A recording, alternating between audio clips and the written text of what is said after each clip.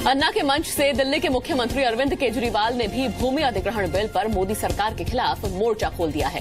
केजरीवाल ने कहा कि केंद्र सरकार प्रॉपर्टी डीलर की तरह काम कर रही है।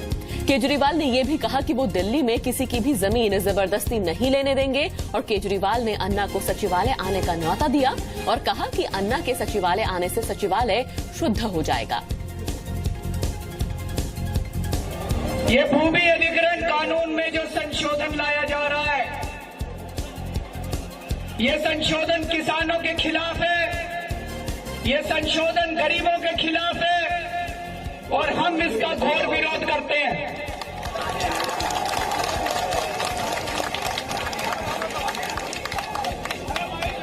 जब पहले कांग्रेस की सरकार थी,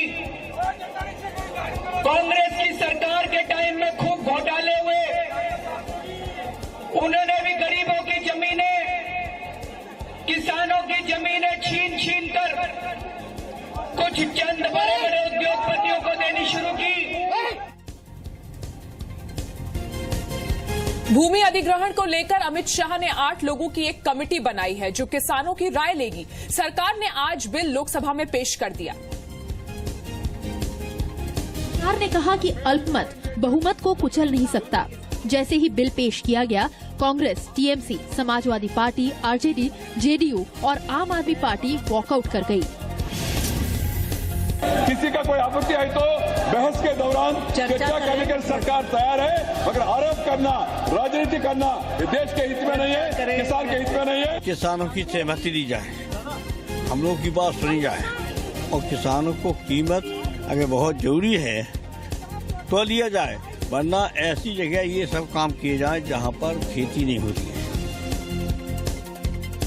रक्षा, पीपीपी प्रोजेक्ट, इंडस्ट्रियल कॉरिडोर, गरीबों के लिए घर और इंफ्रास्ट्रक्चर जैसे प्रोजेक्ट्स पर किसी सहमति की जरूरत नहीं है। एनडीए सरकार के अध्यादेश के मुताबिक जमीन अधिग्रहण के लिए सोशल सर्वे भी जरूरी नहीं है। अधिग्रहण के बाद जमीन पर प्रोजेक्ट शुरू करने की कोई डेडलाइन नहीं रहेगी। अदालत में मामला जाने के बाद बिना इजाजत अधिकारी के खिलाफ कोई मामला दर्ज नहीं हो पाएगा। जमीन अधिग्रहण बिल पर चर्चा के लिए आज शाम बीजेपी पार्लियामेंट्री पार्टी की बैठक बुलाई गई है। इसमें एनडीए के सभी सांसद मौजूद रहेंगे। राज्यसभा में भूमि अधिग्रहण बिल पर जोरदार बहस हुई। अगर सरकार को इसमें कोई भी चर्चा करनी थी, पहले बरसों लगे थे। किसानों के संगठनों से बात हुई, राज्य सरकारों से बात हुई। यहाँ एक नया तरीका है बिना किसी से बात किए मनमानी करना। इस देश में आज तक 636 ऑर्डिनेंसेस आ चुके हैं। उसमें से 80% तब आए हैं जब आनंद शर्मा जी की पार्टी सरकार में। लेकिन जेटली के आंकड़ों का विपक्ष पर कोई असर नहीं हुआ। इन्हीं की पार्टी और हम लोगों ने एक कानून बनाया, 1 साल में वो जमीन पे भी नहीं आया और इन्होंने पूरी तरह से बदल के ऐसा बदला कि अंग्रेजों का कानून के पीछे छूट गया। ये पूरा अध्यादेश किसानों के हित में नहीं है, बल्कि देश के कुछ मुट्ठी भर बड़े बड़े उद्योगपति और धन्ना सेठों के हित में है। जब संसद का सत्र नहीं हो और किसी विषय पर तुरंत कार्रवाई की जरूरत हो तो अध्यादेश लाया जा सकता है। अध्यादेश लाने के बाद सत्र शुरू होने के 6 हफ्तों के भीतर इसे संसद में पास कराना पड़ता है। सबसे ज्यादा 34 अध्यादेश 1993 में लाए गए थे। उस वक्त नरसिम्हा राव देश के प्रधानमंत्री थे। मोदी सरकार ने अब तक 9 अध्यादेश लाए हैं। जमीन अधिग्रहण बिल पर आज पीएम ने कहा कि विपक्ष के हमलों से परेशान होने की जरूरत नहीं, हमने कुछ गलत नहीं किया। भूमि अधिग्रहण बिल को लेकर धरने पर बैठे अन्ना के समर्थकों ने अरविंद केजरीवाल को मंच पर जाने से रोका। केजरीवाल दोपहर 3 बजे के करीब जंतर मंतर पहुंचे और मंच के नीचे लोगों के बीच बैठ गए। केजरीवाल को मंच पर बुलाया गया, वो सीढ़ियों से मंच पर चढ़ने लगे, तभी अन्ना समर्थकों ने उन्हें रोक लिया। उनके खिलाफ नारेबाजी करने लगी। केजरीवाल लौटे और उन्हें मंच के बीच से ऊपर खींचा गया। अरविंद केजरीवाल मंच पर जाना चाह रहे थे, यहाँ तक आए सीढ़ियों तक, लेकिन यहाँ पर जो अन्ना के कार्यकर्ता थे उन्होंने उनको मंच पर नहीं जाने दिया। आखिरकार अरविंद केजरीवाल वापस पहुंच गए हैं जमीन पर और कहीं न कहीं सीधे तौर पे अरविंद केजरीवाल एक वक्त अन्ना हजारे के बेहद करीबी थे। उनके प्रदर्शन में उनके साथ थे। अन्ना के जन लोकपाल आंदोलन में अरविंद केजरीवाल का बड़ा रोल था, लेकिन राजनीतिक पार्टी बनाने के सवाल पर अन्ना और अरविंद केजरीवाल का रिश्ता टूट गया। केजरीवाल पर आरोप लगता रहा है कि उन्होंने अन्ना का इस्तेमाल अपने फायदे के लिए किया। अन्ना के मंच पर अरविंद केजरीवाल ने कहा कि भूमि अधिग्रहण बिल किसान विरोधी है। दिल्ली के उपराज्यपाल नजीब जंग ने कहा, केजरीवाल सरकार पूरी ईमानदारी से जनता की सेवा करेगी। विधानसभा में अभिभाषण देते हुए नजीब जंग ने कहा कि दिल्ली को पूर्ण राज्य का दर्जा और महिला सुरक्षा सरकार की प्राथमिकता है। हर जरूरी कदम उठाए जाएंगे। सरकार का इरादा है कि दिल्ली को पूर्ण राज्य का दर्जा देने की मांग पर अधिकाधिक बल दिया जाए। दिल्ली के लोगों की ये बहुत पुरानी मांग है। मेरी सरकार अपने इस वचन के प्रति भी सचेत है कि दिल्ली ऐसा राज्य बने जहां महिलाएं घरों में और अपनी आजीविका कमाने तथा सामाजिक कार्यों में बढ़ चढ़कर भाग लेने के लिए तनाव मुक्त महसूस करें। उपराज्यपाल ने कहा कि दिल्ली सरकार जनता से किया गया हर वादा निभाएगी। बिजली की मौजूदा दर से आधे दाम पर बिजली दी जाएगी। बिजली कंपनियों का ऑडिट होगा। हर परिवार को महीने में 20,000 लीटर पानी मुफ्त मिलेगा। फ्री वाईफाई, 10 से 15 लाख सीसीटीवी कैमरे और बसों में महिलाओं की सुरक्षा के लिए गार्ड नियुक्त करने जैसे अहम वादे भी किए गए हैं। 500 नए स्कूल और 20 नए कॉलेज खोलने का भी वादा एएपी ने किया है। एएपी ने वादा किया है कि सरकार बनने के बाद 15 दिनों में दिल्ली में जन लोकपाल कानून लागू होगा। अरविंद केजरीवाल ने ये भी कहा है कि दिल्ली का बजट जनता की राय लेकर ही बनाया जाएगा। पायलट प्रोजेक्ट के तौर पर पहले 10 विधानसभा क्षेत्रों से राय ली जाएगी। जम्मू कश्मीर में सरकार को लेकर पीडीपी और बीजेपी में सहमति बन गई है। मुफ्ती मोहम्मद सईद 1 मार्च को सीएम पद की शपथ लेंगे। बीजेपी के doctor Nirmal Singh deputy CM होंगे। दोनों पार्टियों के 6 मंत्री होंगे। सूत्रों के मुताबिक 25 फरवरी को पीएम मोदी और मुफ्ती मोहम्मद सईद की मुलाकात के बाद औपचारिक ऐलान किया जाएगा। अभी इंतजार जो है वो समाप्त होने वाला है और जल्दी ही जम्मू कश्मीर के लोगों को एक अच्छी सरकार, जो ईमानदार सरकार है, जो उनको उनका ड्यू दे सकती है, जिस पर वो उनको विश्वास करना चाहिए, इस प्रकार की सरकार जो है बनने जा रही है। सूत्रों के मुताबिक पीडीपी बीजेपी ने अफवाह और अनुच्छेद 370 को लेकर बीच का रास्ता निकाल लिया है। दिल्ली में अमित शाह और महबूबा मुफ्ती के बीच मुलाकात के बाद गठबंधन के एजेंडे पर मुहर लगेगी। पीडीपी बीजेपी के बीच गठबंधन के एजेंडे को एजेंडा फॉर अलायंस के नाम से जारी किया जाएगा। पीडीपी बीजेपी के बीच 7 हफ्तों से सरकार बनाने को लेकर बातचीत चल रही थी। दिसंबर 2014 में हुए विधानसभा चुनाव में पीडीपी को 28 सीटें मिली थी, जबकि बीजेपी को 25 सीटें मिली थी। इस वक्त पीडीपी नेता महबूबा मुफ्ती बीजेपी अध्यक्ष अमित शाह से मुलाकात कर रही हैं। बाबरी मस्जिद राम जन्मभूमि विवाद कोर्ट के बाहर सुलझ सकता है। हाशिम अंसारी ने हनुमानगढ़ी के महंत ज्ञानदास से मुलाकात की। हाशिम अंसारी बाबरी मामले में सबसे उम्रदराज अपील करता है। महंत ज्ञानदास ने कहा, जरूरत पड़ी तो पीएम से मुलाकात करेंगे। जो महंत कहेंगे वही होगा। अच्छा, शांति के साथ बीएचपी का अलग हो जाएगी तो मामला सॉल्व होने में कोई टाइम नहीं लगेगा। All India Muslim personal law board ने कोर्ट के बाहर सुलह की कोशिश को बेकार की कवायद करार दिया है। कोई settlement out of court possible नहीं है सिवाय कोर्ट ऑफ लॉ की डिग्री के। All India Muslim personal law board का एनुअल कन्वेंशन 20th और 21 मार्च को जयपुर में होना है और अगर तब तक कोई भी सोल्यूशन या कोई भी वो मसौदा पेश करते हैं तो हो सके तो उस पर गौर खौस किया जा सकता है। 30 सितंबर 2010 को इलाहाबाद हाईकोर्ट ने अयोध्या विवाद पर फैसला दिया था। हाईकोर्ट ने विवादित परिसर को 3 बराबर हिस्सों में बांटने का फैसला सुनाया था। हिंदू महासभा, निर्मोही अखाड़ा और सुन्नी वक्फ बोर्ड को बराबर हिस्सा सौंपा गया था। दिसंबर 2010 में हाईकोर्ट के फैसले के खिलाफ हिंदू महासभा और सुन्नी वक्फ बोर्ड ने सुप्रीम कोर्ट में अपील की थी।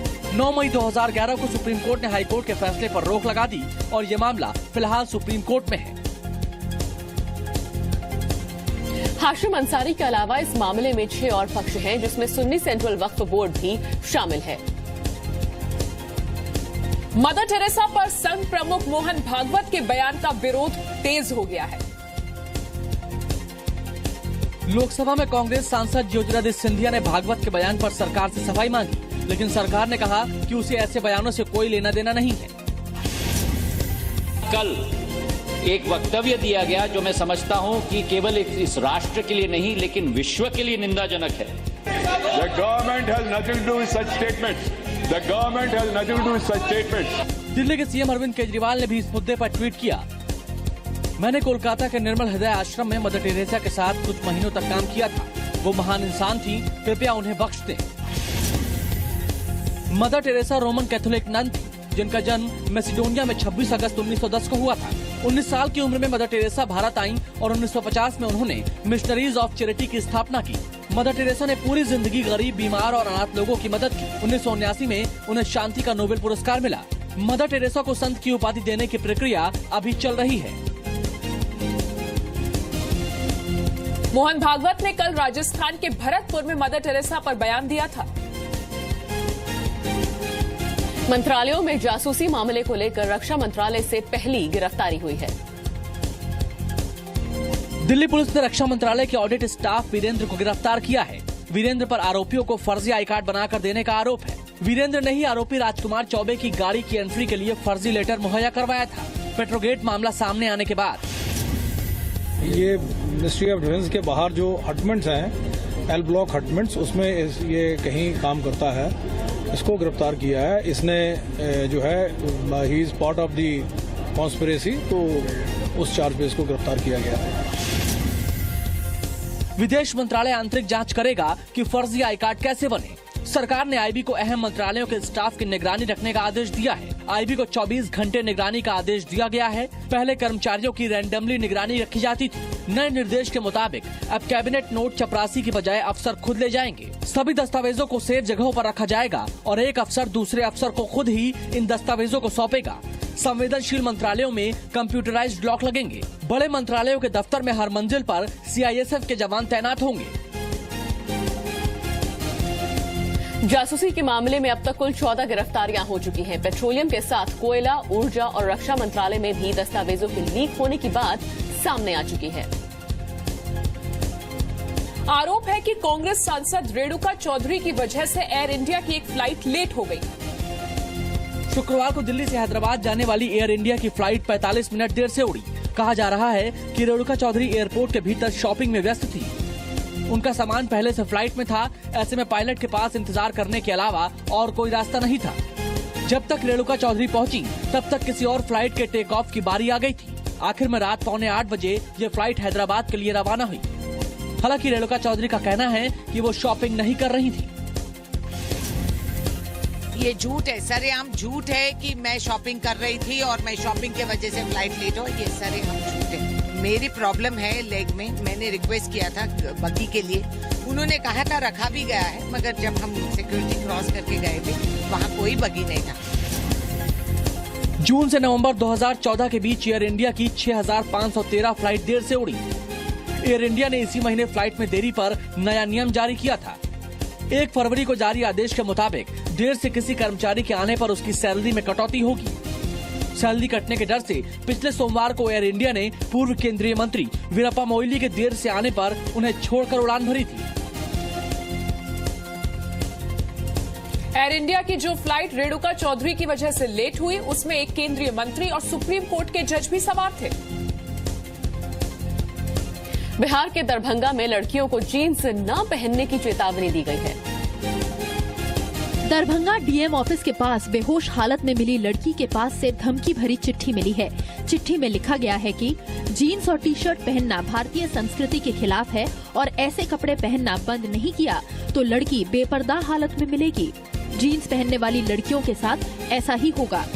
लड़की को दरभंगा मेडिकल कॉलेज में भर्ती कराया गया है। होश आने के बाद हम लोग मामले को क्लियर कर पाएंगे, उसका बयान लेके। 30 नवंबर 2014 को हिंदू महासभा ने स्कूल कॉलेजों में जीन्स और मोबाइल फोन पर बैन लगाने की मांग की थी। 19 नवंबर 2014 को खाप पंचायत ने मुजफ्फरनगर में लड़कियों के जीन्स पहनने, इंटरनेट के इस्तेमाल पर बैन लगा दिया था। 11 अगस्त 2014 को मुजफ्फरनगर की गुर्जर समाज कमेटी ने लड़कियों के जीन्स पहनने पर रोक लगाई। 23 दिसंबर 2013 को हरियाणा की बरहा खाप पंचायत ने 10 साल की उम्र से ज्यादा की लड़कियों के जीन्स पहनने पर रोक लगा दी थी। देश भर में स्वाइन फ्लू से मरने वालों की संख्या 833 हो गई है। पिछले 24 घंटों में स्वाइन फ्लू से 21 और लोगों की मौत हुई है। देश भर में H1N1 वायरस से प्रभावित लोगों की संख्या 14,484 तक पहुंच गई है। स्वाइन फ्लू का सबसे ज्यादा असर राजस्थान, गुजरात, मध्य प्रदेश, महाराष्ट्र, तेलंगाना, पंजाब, हरियाणा, दिल्ली, उत्तर प्रदेश, जम्मू कश्मीर और हिमाचल में देखने को मिल रहा है। केंद्रीय स्वास्थ्य मंत्री JP नड्डा ने आज संसद में स्वाइन फ्लू पर बयान दिया। The Union Health and Family Welfare Ministry has been very closely monitoring the influenza A H1N1 situation. We are in regular contact with governments of the affected states. The state governments, teams from Union Health and Family Welfare Ministry have been sent to Telangana, Rajasthan, Gujarat, Maharashtra and Madhya Pradesh. Swine flu की वजह से राजस्थान में 214 लोगों की मौत हो चुकी है। गुजरात में 207 लोगों की जान स्वाइन फ्लू की वजह से जा चुकी है। महाराष्ट्र में 99, मध्य प्रदेश में 112 और तेलंगाना में 51 मरीजों की मौत स्वाइन फ्लू की वजह से हुई है। गुजरात के स्वास्थ्य राज्य मंत्री शंकर चौधरी भी स्वाइन फ्लू की चपेट में आ गए।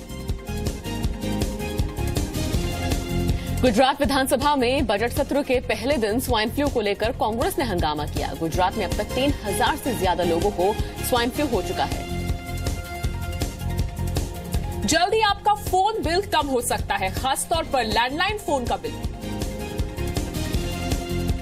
ट्राई ने इंटरकनेक्ट यूजर्स चार्ज में कटौती की है। लैंडलाइन फोन से कॉल करने पर लगने वाले IUC को पूरी तरह खत्म कर दिया गया है, जबकि मोबाइल फोन से की जाने वाली कॉल पर IUC 20 पैसे प्रति मिनट से घटाकर 14 पैसे कर दिया गया है। यानी लैंडलाइन फोन की दरों में ज्यादा कमी हो सकती है। एक टेलीकॉम कंपनी से दूसरी कंपनी के नंबर पर कॉल करने पर पहली कंपनी के ग्राहक को इंटरकनेक्शन चार्ज देना पड़ता है। जब तक इंटरकनेक्शन अरेंजमेंट न हो तब तक एक नेटवर्क से दूसरा नेटवर्क कनेक्ट नहीं हो सकता। दिसंबर 2014 तक देश में करीब 95 करोड़ मोबाइल ग्राहक थे, जबकि लैंडलाइन ग्राहक की संख्या सिर्फ 2 करोड़ 70 लाख थी। ट्राई ने इंटरनेशनल टर्मिनेशन चार्ज में 13 पैसे की बढ़ोतरी की है। इससे आर्थिक तंगी झेल रहे लॉन्ग डिस्टेंस ऑपरेटर्स को मदद मिलेगी। वर्ल्ड कप में आज इतिहास बना है। वेस्टइंडीज के क्रिस गेल ने दोहरा शतक बनाया। गेल वर्ल्ड कप में डबल सेंचुरी लगाने वाले पहले बल्लेबाज बन गए। जिम्बाब्वे के खिलाफ गेल ने 215 रनों की पारी खेली। गेल ने 147 गेंद पर 10 चौके और 16 छक्के लगाए।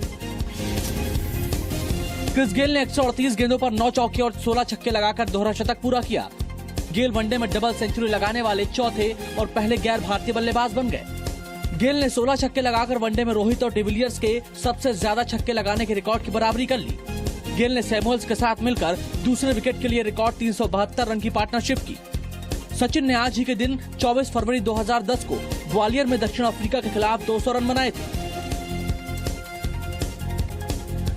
मालदीव्स के पूर्व राष्ट्रपति मोहम्मद नशीद की गिरफ्तारी और कोर्ट में घसीटकर पेश करने पर अमेरिका ने चिंता जताई है। अमेरिका ने कहा है कि मालदीव सरकार को लोकतंत्र और न्यायिक आजादी पर लोगों का विश्वास वापस लाने के लिए जरूरी कदम उठाने होंगे। भारत का भी मानना है कि ऐसी घटना चिंताजनक है और सभी पक्षों को संवैधानिक तरीके से मामले को हल करना चाहिए। सोमवार को सुरक्षा बलों ने मालदीव के पूर्व राष्ट्रपति मोहम्मद नशीद को कोर्ट में घसीटकर पेश किया था। मोहम्मद नशीद को रविवार को आतंकवाद विरोधी कानून के तहत गिरफ्तार किया गया। नशीद ने 2012 में राष्ट्रपति रहने के दौरान एक वरिष्ठ न्यायाधीश की गिरफ्तारी का आदेश दिया था।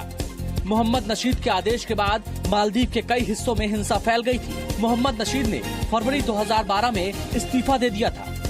मोहम्मद नशीद मालदीव के पहले राष्ट्रपति थे जिन्हें लोकतांत्रिक व्यवस्था के तहत चुना गया था। कोर्ट में जज ने आदेश दिया कि उन्हें अब तक जेल में रखा जाए जब तक उन पर चल रहा मामला खत्म नहीं हो जाता। आतंकी संगठन आईएसआईएस ने नया वीडियो जारी किया है जिसमें 21 कुर्दिश पेशमर्गा लड़ाके पिंजरे में कैद नजर आ रहे हैं। 9 मिनट के इस वीडियो में बंधक नारंगी जमसूट पहने हुए हैं। हर पिंजरे के साथ भारी हथियारों से लैस 2 से 3 नकाबपोश आतंकी भी सवार है जो आईएसआईएस का झंडा लहरा रहे हैं। बंधकों को इराकी शहर किरकुक की भीड़भाड़ वाली सड़कों से ले जाया जा रहा है। समर्थक खुशी से झूमते दिख रहे हैं। बंधकों की परेड के बाद उनके पिंजरे को किसी अज्ञात जगह पर ले जाया जाता है। ये वीडियो ऐसे समय में सामने आया है जब अमेरिका के एक वरिष्ठ सैन्य अधिकारी ने अप्रैल में बड़े सैन्य अभियान के तहत आईएसआईएस के कब्जे से इराक के बड़े शहर छुड़ाने की बात कही है। इसी के साथ फास्ट एंड फैक्ट्स में फिलहाल बस इतना ही। अगली मुलाकात आपके साथ होगी शाम 7:30 बजे। तब तक देश और दुनिया की तमाम खबरों के लिए बने रहिए सी न्यूज के साथ।